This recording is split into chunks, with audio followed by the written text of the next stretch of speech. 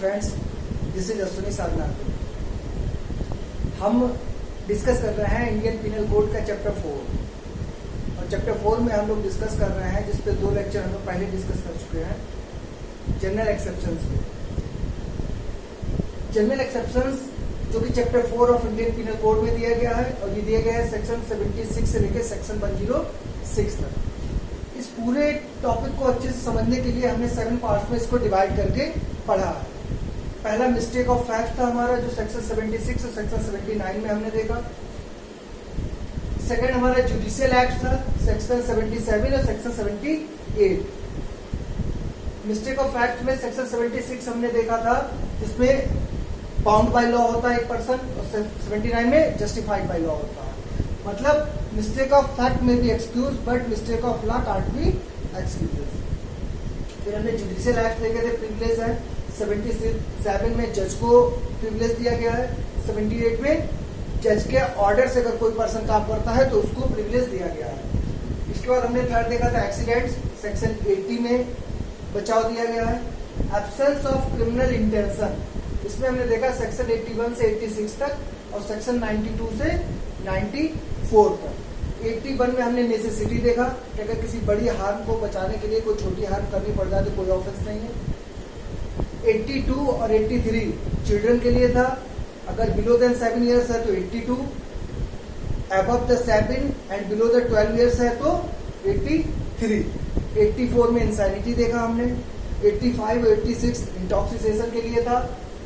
Section 92 good faith में अगर हम कोई काम कर रहे हैं विदाउट एनी क्रिमिनल इंटेंट किसी की जान बचाने के लिए तो कोई बेनिफिट मिलेगा हमको इसका। 93 में कम्युनिकेशन का हमको दिया गया था, गुड फेथ में अगर कोई कम्युनिकेशन देते हैं किसी को हम तो वो भी बचाव है। और 94 में था अगर कंपल्सन और थ्रीट में किसी को काम करवाते हैं उसकी इंस्टेंट डेथ की धमकी देके। तब ये सब चीजें हम लोग अपने पिछले लेक्चर्स में डिस्कस कर चुके हैं। अब बाकी क्या बचता है, एक्ट डन बाय कंसेंट। यह एक चीज ध्यान रखिएगा, जब पहला लेक्चर हमने स्टार्ट किया था तो यहाँ पे हमने एक्ट डन विद और विदाउट कंसेंट कर दिया था। एक्चुअल में विदाउट कंसेंट केवल तब आता है जब सेक्शन 92 में दिया जाता है, तो वो हमने अलग से ले लिया है। यहाँ पे विदाउट का कोई मतलब नहीं रह गया। हमारी हेडिंग यही रहेगी एक्ट डन बाय कंसेंट और विद कंसेंट, और इसमें हम डील करेंगे सेक्शन 87 से सेक्शन 91 तक। उसके बाद 6 हमारा ट्रिफलिंग एक्ट है सेक्शन 95। उसके बाद प्राइवेट डिफेंस है 96 से 106 तक।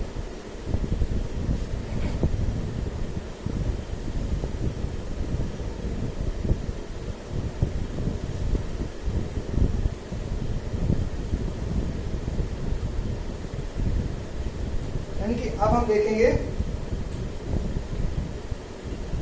Act done by consent.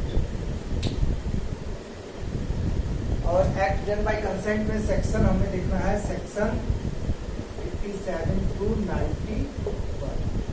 Section 87 से लेकर सेक्शन 91 तक जो है ये बात करता है अगर कोई एक्ट किया गया है कंसेंट लेके। ठीक है, वॉलेंटरी नॉन फिट इंजुरी हम लोग टॉर्ट में पढ़ चुके हैं। अगर कोई पर्सन कंसेंट दे देता है किसी भी चीज के लिए तो कंसेंट जब आपने दे दिया तो बाद में आपको रेमेडी नहीं मिलेगी, ये लॉ आपको पता है। लेकिन इसमें कुछ टेक्निकलिटीज है जो हमें थोड़ा सा ध्यान रखनी पड़ेगी। जैसे अगर हम बात करें कि ये पोर्शन सब बेयर एक्ट आपका ऐसा होना चाहिए कि आपको आंख बंद करके पता हो कौन सा इलस्ट्रेशन कहाँ पे है, क्योंकि जितना भी क्वेश्चन आएगा इसी के इलस्ट्रेशंस को प्रॉब्लम बना बना के आपसे क्वेश्चन पूछा जाएगा और आपको बस इलस्ट्रेशन अच्छे से ध्यान रखना है। जैसे कि हम सेक्शन 87 से स्टार्ट करें तो सेक्शन 87 क्या बात करता है,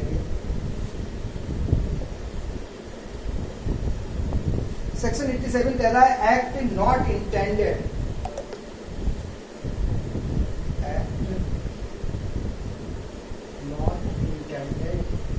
एक चीज and not known,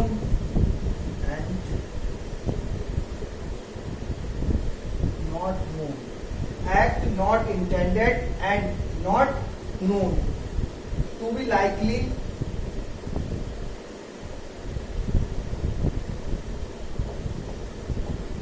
cause death और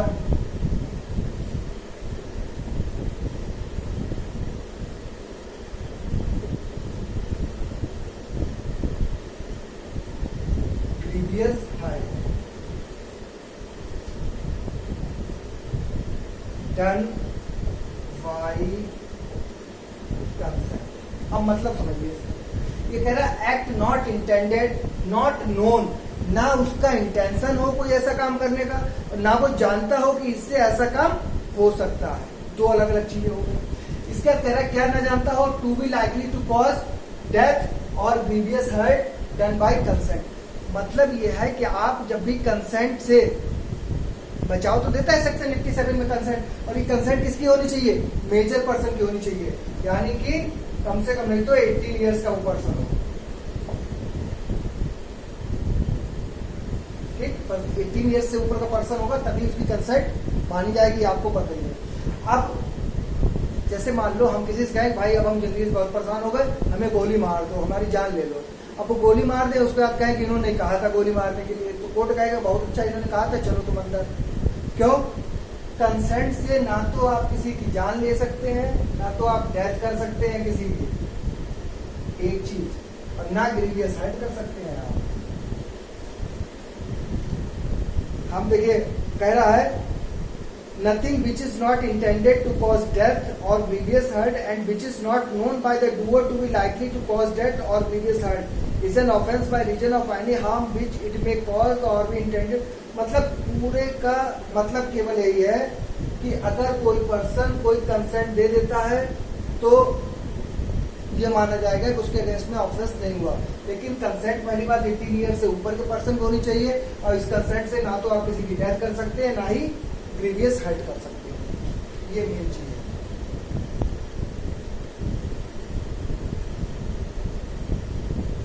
section 88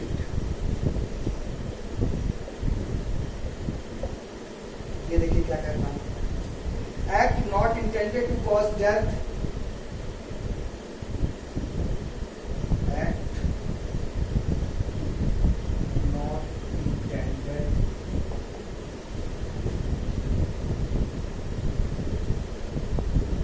to cause death done by consent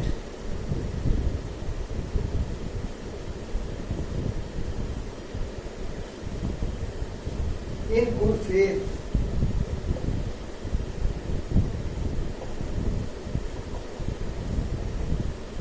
for the benefit of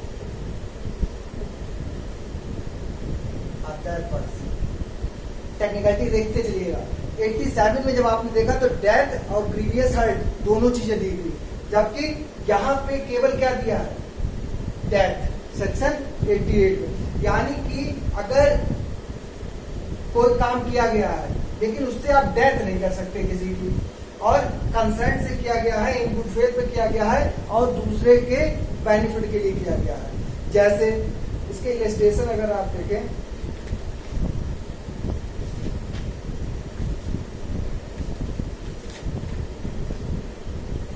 जैसे कोई सर्जन है, उसको पता है कि इसका जो हम ऑपरेशन कर रहे हैं इससे इसकी जान भी जा सकती है, लेकिन गुड फेथ में उसका पर्पस क्या है, उसकी जान बचाना। इंटेंशन जान लेना नहीं है, पर्पस क्या है, जान बचाना।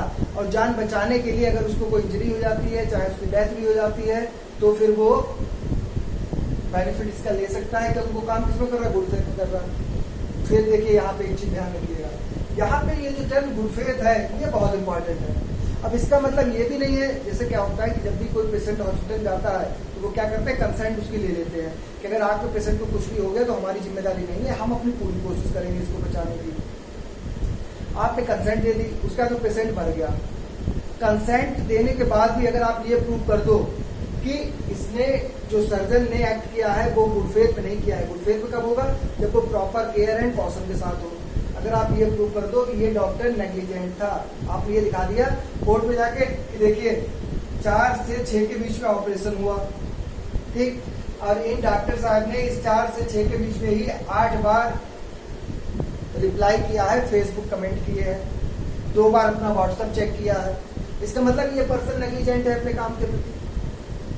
ठीक, तो इसको जो है वो अलग चीज है, क्योंकि ये गुड फेथ जो है ये बहुत इंपॉर्टेंट रोल प्ले करता है।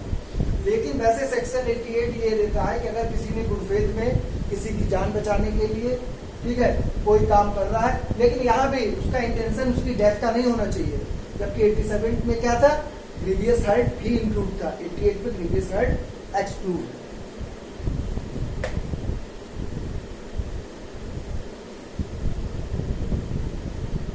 इसके बाद हम बात करते हैं सेक्शन 89 की। 87 हो गया, 88 हो गया, सेक्शन 89। इसमें जो फिर सब वही है, act done in good faith for benefit of child or insane person. In good faith for benefit of child or insane person.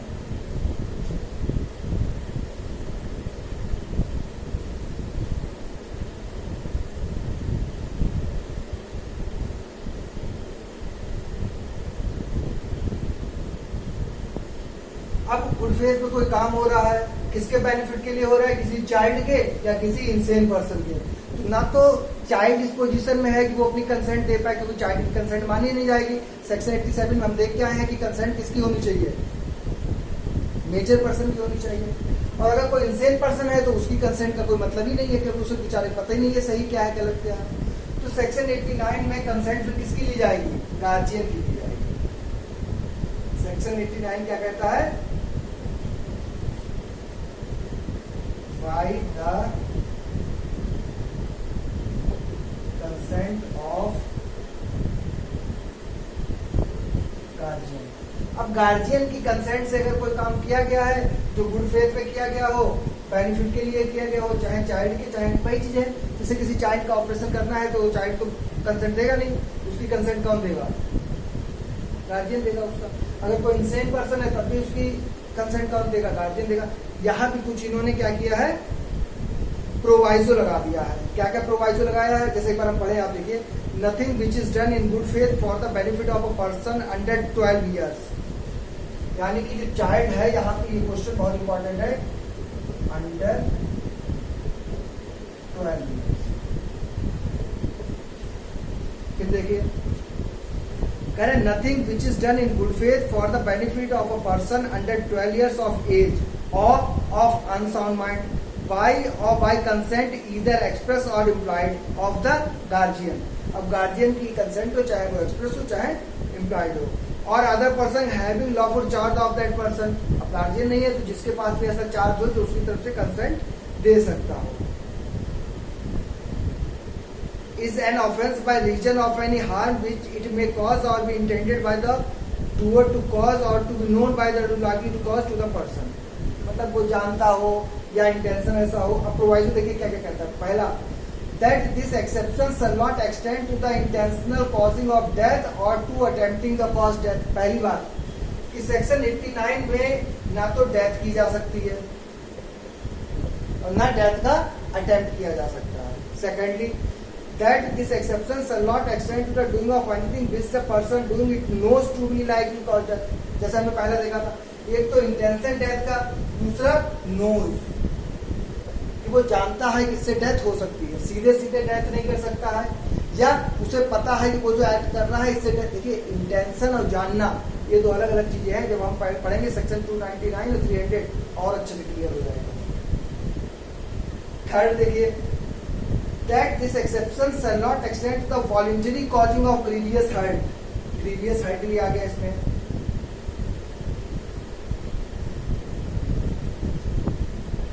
ना तो डेथ कर सकते हैं इंटेंशनली, ना जानते हुए कि आप जो एक्ट कर रहे हैं उससे डेथ हो सकती है वो एक्ट कर सकते हैं, ना वॉलंटरली ग्रीवियस हर्ट कर सकते हैं।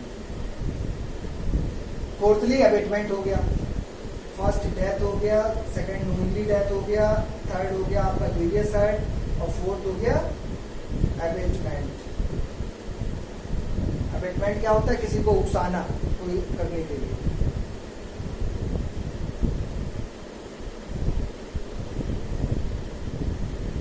इसके बाद आता है सेक्शन 90। इसमें ये 89 में जो 12 इयर्स का एज का दे रखा है, ये थोड़ा ध्यान रखिएगा।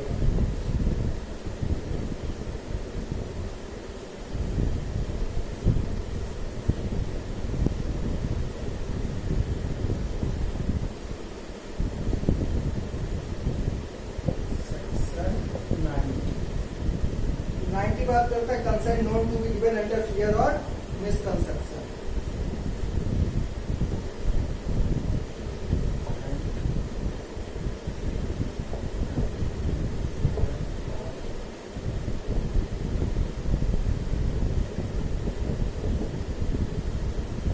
अब ये आपको पहले से पता है, चाहे आपने कॉन्ट्रैक्ट पढ़ा हो चाहे कुछ भी पढ़ा हो, consent means free consent. If the consent is not a free consent, तब उस कंसेंट का कोई बेनिफिट नहीं होगा, ऐसे ही माना जाएगा जैसे वो कंसेंट हुई ही नहीं है।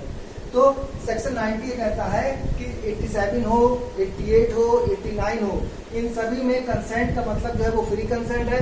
अगर कंसेंट जो है वो फियर में या मिसकंसेप्शन के साथ ली गई है तो उसका कोई फायदा नहीं होगा। जैसे क्या कहता है सेक्शन 90, देखिए, a consent is not such a consent as is intended by any section of this code if the consent is given by a person under fear of injury or under a misconception of fact, and if the person doing the act knows or has reason to believe that the consent was given in consequences of such fear or misconception। देखिए, दो चीजें ध्यान रखिएगा। एक तो consent किस में नहीं होनी चाहिए? फियर में नहीं होनी चाहिए। एक मिसकंसेप्शन नहीं होना चाहिए, क्योंकि ये अगर हुआ तो कंसेंट फ्री नहीं मानी जाएगी। इसके अलावा consent of insane person,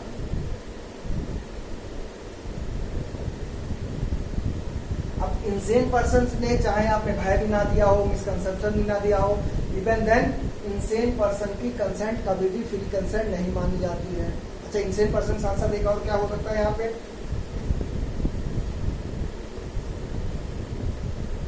consent of child, इसकी एज क्या होगी? 12 ईयर्स, बिलो 12 ईयर्स एज अगर उसकी है, who is under 12 years old, ठीक है, under 12 years old। देखिए, सेक्शन 90 सीधे सीधे कहता है consent means free consent. Consent ना तो फियर में ली गई हो, ना मिसकंसेप्शन में ली गई हो, ना इंसेन पर्सन की ली गई हो, और ना 12 साल से कम के किसी बच्चे की ली गई हो।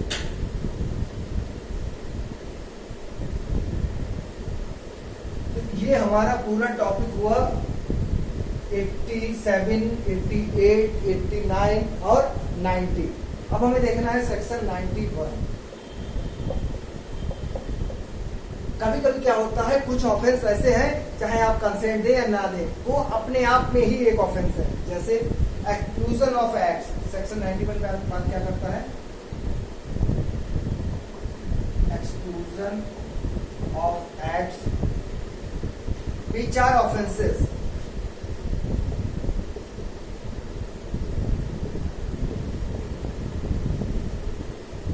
सेक्शन 91 ये कहता है जितने भी अभी तक आपने एक्सेप्शंस पढ़े हैं कंसेंट वाले, इसमें एक्सक्लूड कर दिया गया है। किस चीज को एक्सक्लूड किया गया? कौन से ऑफेंसेस को? वो कह रहे हैं exclusion of acts which are offences independently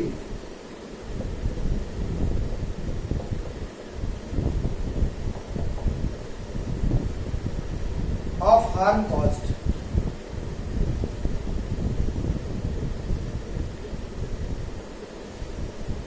कुछ ऑफेंस जो है वो आपने जो हार्म की है उससे इंडिपेंडेंटली ही ऑफेंस है, उनको इसमें एक्सक्लूड किया गया है। जैसे मान लीजिए कोई एक प्रेग्नेंट लेडी है, अब उसकी जान बचाने के लिए अगर उसके बच्चे को मारना पड़ रहा है तब तो कोई बात नहीं, ठीक, लेकिन आप किसी बच्चे को मार रहे हैं और पर्पज आपका जान बचाना नहीं है, तो चाहे कंसेंट ही दी हो, गार्जियन ने दी हो, मदर ने दी हो, फादर ने दी हो, देन ये क्या है? एक ऑफेंस है। हम पढ़ दे रहे, एक बार देखिए इसकी लैंग्वेज को।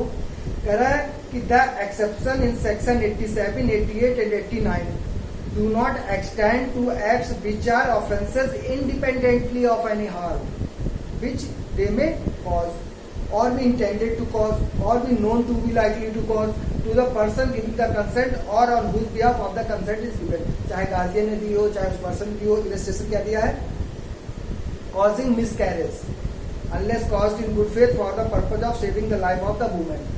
कि अगर देखिए उस वुमेन की लाइफ को बचाने के लिए किया गया है मिसकैरेज, कोई बात नहीं, लेकिन अगर उसकी जान बचाने के लिए नहीं किया गया है, विद कंसेंट ही चाहे किया गया हो, मिसकैरेज अपने आप में एक अलग से ऑफेंस है और इसमें कंसेंट का बेनिफिट आपको नहीं मिलेगा। ये तो इतना बताता है आपका सेक्शन 91। 92 से जो है वो हम पढ़ ही चुके हैं उधर। अब इधर एक सेक्शन केवल रह गया है हमारा, सेक्शन 95, जिसको हमने ट्रिफलिंग एक्ट देखा था।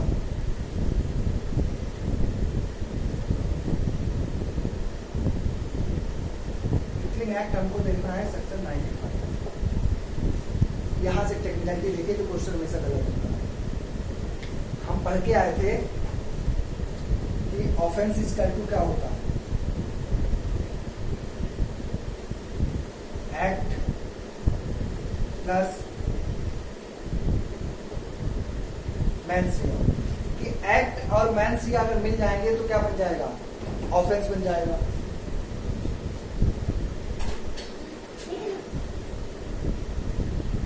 एक्ट और मैंसिया मिलके क्या बनेंगे, ऑफेंस बनेंगे। एक क्वेश्चन हमेशा पूछा जाता है, अब देखिए जितने भी एक्सेप्शंस हैं इसमें डिफेंस इसलिए मिल रहा है क्योंकि मैंसिया यहाँ पे नहीं हो पाता है। केवल सेक्शन 95 एक ऐसा सेक्शन है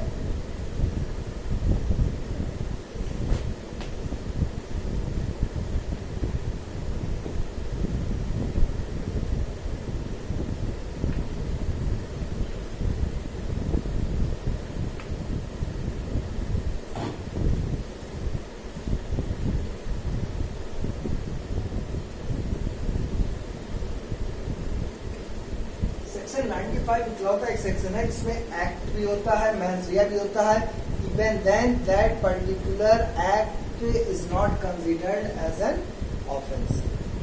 ये इंटरव्यू का बहुत टेक्निकल क्वेश्चन है जो आंसर करेगा। आपसे पूछा जा सकता है कि क्या इंडियन पिनल कोड में कोई ऐसा सेक्शन दिया गया है जिसमें एक्ट भी हो रहा हो, मैंसिया भी हो रहा हो, उसके बाद भी ऑफेंस ना हो। तो वो कहलाता है सेक्शन 95 ट्रिफलिंग एक्ट, या इसको कहते हैं स्लाइट हार्म। 95 क्या बात करता है,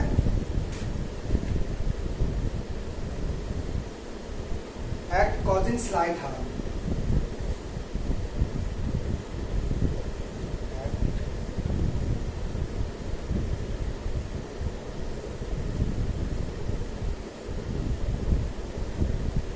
कभी कभी क्या होता है, लॉ जो है वो छोटी छोटी बातों पे ध्यान नहीं देता है। जैसे मान लीजिए हम बाहर निकले, अमरूद का कोई ठेला लगा हुआ है या अमरूद का बाग है, और हमारे मन में आया कि चलो यार एक अमरूद खा लें। बचपन में सब तो चुरा खाते हैं, तो हमने क्या किया, एक अमरूद तोड़ के खा लिया। मेरा देखो पर्पस भी है कि अमरूद हम चुरा के खा रहे हैं, लेकिन यहाँ पे कोई केस नहीं फाइल हो सकता। क्यों? क्योंकि लॉ ये कहता है कि ऐसी कोई चीज जो बहुत छोटी है उसके लिए कोर्ट में नहीं जा सकते, उसको जो है एक्सक्लूड करता है लॉ। और कौन नहीं जा सकता है, कोई प्रूडेंट पर्सन। एक प्रूडेंट पर्सन अगर उस चीज के लिए केस नहीं लाएगा तो उसको स्लाइट हार्म करके और छूट दे दी जाएगी। जैसे क्या कहता है ये, nothing is an offence by reason that it causes or that it is intended to cause or that it is known to be likely to cause. ये तीन चीज आती है। एक तो सीधे सीधे आता है कि आप काम कर रहे हैं, दैट इट कॉजेज। दूसरा, आपका इंटेंशन है उसको कॉज करने का। तीसरा, आप जानते हैं कि उससे ऐसा कॉज हो सकता है। Any harm if that harm is so slight, वो हार्म जो है इतनी स्लाइट है, that no person of ordinary sense, कि ऑर्डिनरी सेंस का कोई भी पर्सन इस चीज के लिए कोर्ट में नहीं जाएगा, इस कंप्लेंट नहीं करेगा। तो ये हो गया सेक्शन 95। तो हमारा ये जो जनरल एक्सेप्शंस का है ये सेक्शन 195 तक पूरा कंप्लीट हो गया है, 95 तक। अब केवल एक टॉपिक हमारा रह गया है प्राइवेट डिफेंस। केवल अब हमारा क्या रह गया है,